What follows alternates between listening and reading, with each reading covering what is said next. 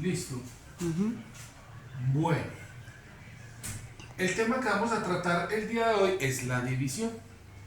La división es el concepto que me permite a mí repartir una cantidad en partes iguales. Si tomamos el siguiente ejemplo, que dice 24 dividido 5, vemos que si ubicamos un número en la tabla del 5 que nos dé 20, es el número 4. ¿Por qué? Porque 4 por 5 da 20, ¿cierto? Y es el número que queda más cerca al 24. Luego efectuamos la resta, donde cuánto le falta a 0 para ser igual a 4, vemos que es 4, y que de 2 saco 2 me quedan 0. Entonces, cada uno de estos números que aparecen en esta posición tiene un nombre. El que encontramos acá se llama dividendo. El que encontramos acá es el divisor, pero tiene otra letra porque más adelante te voy a explicar por qué hay que colocarle esta letra. Este que sobra es el residuo o el sobrante, y el que está debajo de agrupación es el cociente. Cuando practicamos la división, vemos que la división tiene una fórmula o un algoritmo, que es cuando tú vas a cualquier parte del mundo y te tomas una Coca-Cola, te sabe igual. ¿Sabes por qué te sabe igual? Porque la Coca-Cola es elaborada a base de una fórmula. Lo mismo pasa con la división. La división emplea una fórmula o un algoritmo que te va a permitir saber que el proceso que tú hiciste numérico está completamente correcto. Entonces, ¿cuál es la fórmula o el algoritmo que tiene la división? Dice que C multiplicado por A sumado con R es igual a D. Tú dirás, wow, ese hombre está loco, ¿cómo así? Ya te voy a explicar en qué consiste.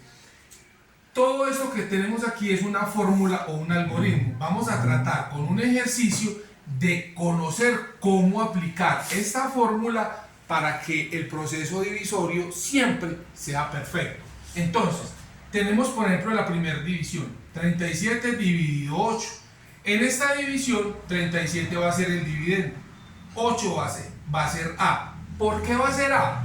Porque si en la fórmula aplicásemos otra letra D, el estudiante le diría a uno, bueno, ¿y cuál es esa D? ¿La D primera o la segunda D? Entonces, para no confundir al estudiante, cambiamos la letra D por la letra A, que es agrupación, ¿cierto?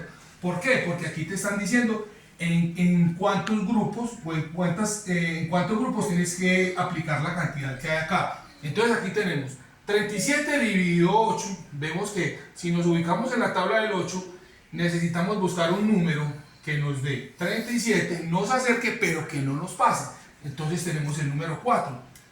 ¿Por qué? Porque 4 por 8 es igual a 32. Mira que aquí coloco el número. Luego efectúo la resta de 37 menos 32 y me da 5. Ahora ya sí identifico. Este es D, este es A, este es C y este es R. ¿Qué hago yo? Voy a aplicar esta fórmula a este procedimiento numérico, donde C es igual a 4, donde A es igual a 8 y donde R es igual a 5. Luego dice la fórmula que si yo multiplico C por A más R me tiene que dar D. Vamos a ver si nos da o nos da. Tenemos que C equivale a 4. Si lo multiplico por 8, que equivale a A, y lo sumo con 5, me tiene que dar 37. Entonces 4 por 8 me da 32. Cuando yo tengo la multiplicación, luego efectúo la suma. 32 más 5 debe ser igual a 37. Aquí vemos que 32 más 5 es 37 y es igual a 37. Se cumple esto que se llama una igualdad. Por eso es que vuelvo al ejemplo de la Coca-Cola. La Coca-Cola, cuando tú la consumes aquí, en Chile, en Argentina, te sabe lo mismo porque es hecha con una fórmula. Es una fórmula que hace que ella siempre sepa igual. Por eso esta fórmula te va a permitir identificar que el proceso que tú hiciste de división está correcto y que la división es una igualdad.